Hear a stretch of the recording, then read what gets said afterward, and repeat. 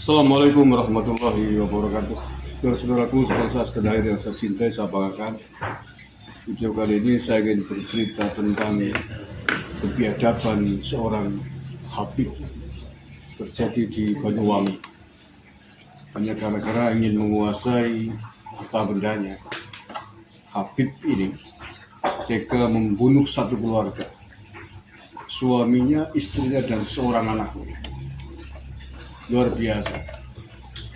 Ini semakin menguatkan data bahwa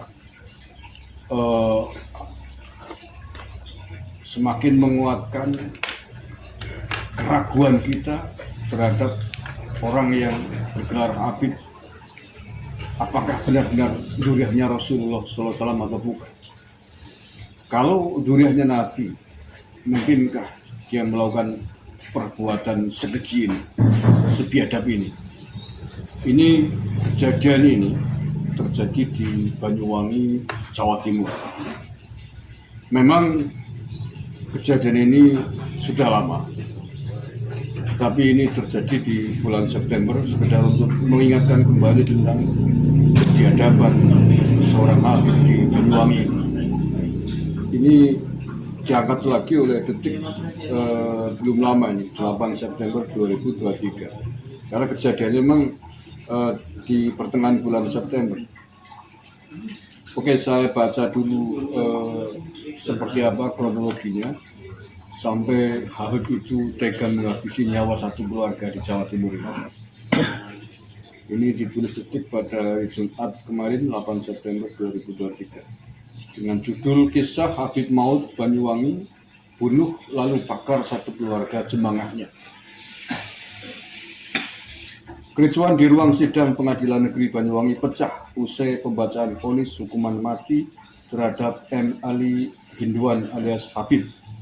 Massa yang hadir dalam sidang lalu mencoba mengejar Habib yang mengajukan banding atas vonisnya itu. Namun petugas dengan sigap segera melindungi dan mengamankan Habib. Habib merupakan terpidana pembunuhan keji terhadap Rosan 45 tahun dan istrinya Siti Jamilah 37 tahun serta anak semakawayangnya Dery Pradana umur 15 tahun. Jenazah ketiganya kemudian dimasukkan ke mobil dan dibakar di hutan Kluncing, Jalan Raya Segobang, Kecamatan Licin, Banyuwangi. Pria kelahiran 1967 itu bukan satu-satunya pelaku pembunuhan keluarga Rosan. Ada 3 pelaku lain, yakni Haidori Setiawan, Siwan, dan Andi Aziz. Namun Habib mendapat hukuman paling berat karena merupakan otak pembunuhan. Habib dikenal masyarakat sebagai pemuka agama sekaligus ketua majelis selawatan di Banyuwangi. Ya. Tidak main-main, ini bukan Habib saja. Habib pelaku otak pembunuhan ini adalah pimpinan majelis selawat di Banyuwangi. Haidori Setiawan, Siwan, dan Andi Aziz adalah jemangahnya. Korban Rosan dan keluarganya juga merupakan jamaah dari Habib tersebut. Jamaahnya sendiri dihabisi dengan sangat sadis. Tragedi pembantaian ini berawal saat Habib berutang ke Rosan sebesar 500 juta rupiah. Utang itu rupanya tak mampu dilunasi Habib, sementara Rosan terus menagihnya. Habib pun lalu merencanakan pembunuhan jemaahnya itu. Mula-mula Habib memanggil ketiga jamaahnya, yakni Haidori, Siwan, dan Andi. Mereka lalu didoktrin bahwa keluarga Rosan adalah rentenir zalim yang kerap meminjamkan uang dengan bunga tinggi. Maka Habib pun menyeru sudah selayaknya Rosan harus dibunuh. Selaku pimpinan jemaah, dogma Habib itu tak sedikit pun dibantah oleh ketiga jamaahnya itu. Padahal sebenarnya perintah Habib hanya dalih semata karena tak mampu melunasi utangnya ke keluarga Rosan. Rosan sendiri merupakan petani kaya di desa Karangsari, Kecamatan Sempu. Sedangkan istrinya yang sehari-hari membuka toko juga melakukan praktik peminjaman uang dengan jaminan sertifikat rumah, tanah, hingga kendaraan. Hal inilah yang membuat Haidori, Siwan, dan Andi semakin yakin dengan perintah Habib untuk membunuh Rosan dan keluarganya. Karena dengan begitu akan ada banyak masyarakat yang tertolong dengan kematiannya. Rencana eksekusi pun disusun Habib dan ketiga jemaahnya. Dan rencana eksekusinya yang sungguh di luar nalar kita. Karena korban yang akan dibunuh oleh Habib ini disuruh untuk sholat jamaah. Dan pada saat sholat jamaah ini kemudian nyawanya dihabis. Naudzubillah min dzalik. Ini mengerikan sekali. Selanjutnya ya. Senin 2 Mei 2011, eksekusi pun tiba. Habib berpura-pura menghubungi Rosan bahwa dirinya ingin menggelar sholat berjamaah di rumahnya. Tanpa curiga, Rosan pun bersedia rumahnya dipakai untuk kegiatan ibadah Habib dan keluarganya. Selepas Isya, Habib lalu menelpon Andi dan menyuruh menjemput Haiduri di rumahnya. Keduanya lalu menuju ke rumah Habib. Dari rumahnya, Haiduri telah membawa sebuah kapak yang disembunyikan dalam tas kecil dan ditutupi jaket. Dari rumah Habib ini, ketiganya lalu menuju rumah Rosan. Kali ini keduanya berangkat dengan mengendarai 2 motor. Haiduri lalu berbelok dan menjemput Siwan di Simpang 3 Rogo Jambi seusai perjalanan dari Bali. Keduanya lalu menyusul ke rumah Rosan. Setiba di lokasi, keempatnya sempat berbincang di ruang tamu. Selanjutnya Habib mengajak Rosan, Jamilah, dan anaknya Dery sholat Isya berjamaah. Sedangkan Haiduri, Siwan, dan Andi di ruang tamu memakan makanan suguhan Rosan. Seusai menunaikan sholat Isya, Habib lalu menyuruh Dery keluar membeli pulsa. Saat itu Dery membeli pulsa dengan ditemani Andi. Sedangkan Rosan dan Jamilah melanjutkan sholat sunnah 2 rakaat. Dari sini Habib kemudian memberi kode kepada Haiduri dan Siwan agar segera membunuh Rosan dan istrinya saat sholat sunnah. Selanjutnya, pada sholat sunnah yang kedua, Habib lalu menganjurkan agar Rosan dan istrinya sujud lebih lama. Perintah Habib ini lalu ditaati keduanya. Saat sujud inilah Haiduri langsung memukulkan kapak ke kepala Rosan dan dilanjutkan ke kepala Jamilah. Kerasnya pukulan membuat Rosan dan Jamilah langsung terkapar. Siwan lalu menghampiri dan menambahkan pukulan ke tengkuk kedua korban dengan tangan kosong. Belum puas, Siwan lalu memukulkan lagi kapak ke bagian belakang kepala kedua korban. Kesadisan keduanya belum berhenti. Mulut Rosan dan Jamilah lalu disumpal dengan kaos kaki. Ini agar keduanya tidak merintih. Habib selanjutnya memerintahkan Haiduri untuk menggotong tubuh Rosan dan Jamilah ke dalam bagian belakang mobil Isuzu Panther milik Rosan di garasi.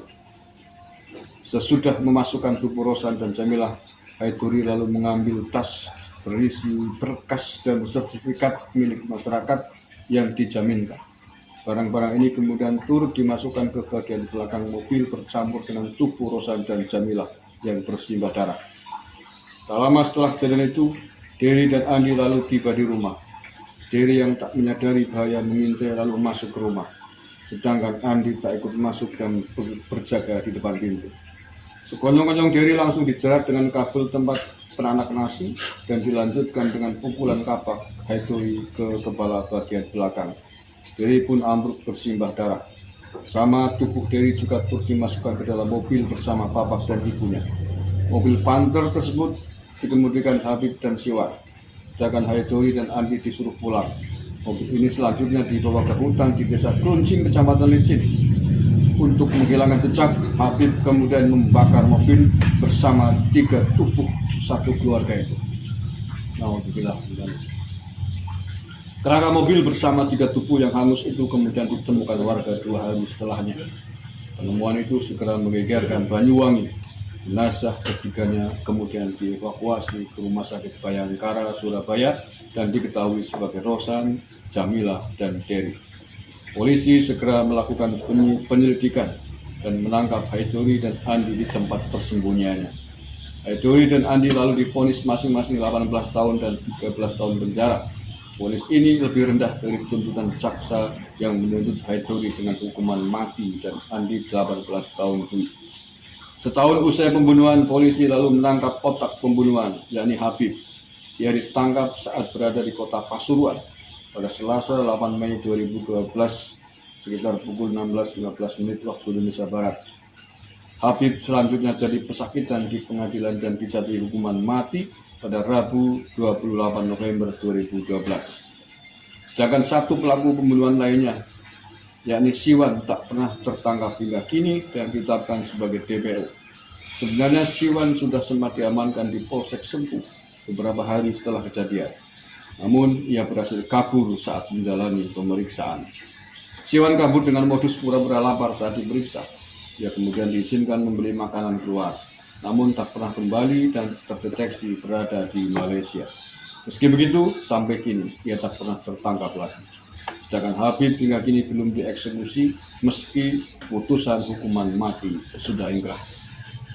Oke, itu kejadian miris terjadi sekitar 10 tahun yang lalu di Banyuwangi. Kita tidak tahu memang Habib ini yang dijatuhi hukuman mati hari ini apakah sudah dieksekusi mati atau belum, tapi nampaknya belum. Karena biasanya kalau ada eksekusi mati pasti menjadi berita besar. Dan biasanya mayoritas terpidana mati itu akan ditempatkan di Nusa Kambangan. Nah, kita tidak tahu. Mungkin orang Banyuwangi, warga masyarakat Banyuwangi bisa bertanya ini. Habib yang menjadi otak pembunuhan sekeluarga ini sekarang dipenjarakan di lapas mana? Dan perlu dicek juga saya kira, apakah betul-betul masih menghuni lapas sebagai terpidana mati atau jangan-jangan. Terima kasih, ini saya kira menjadi data bahwa memang layak kita meragukan Habib ini adalah zuriat Nabi atau bukan. Zuriat Nabi saya kira tidak akan sekejam ini dan tidak akan setega ini. Ini memperkuat bahwa memang layak bahwa Habib adalah bukan keturunan Rasulullah SAW. Terima kasih. Kalau punya maaf, assalamualaikum warahmatullahi wabarakatuh.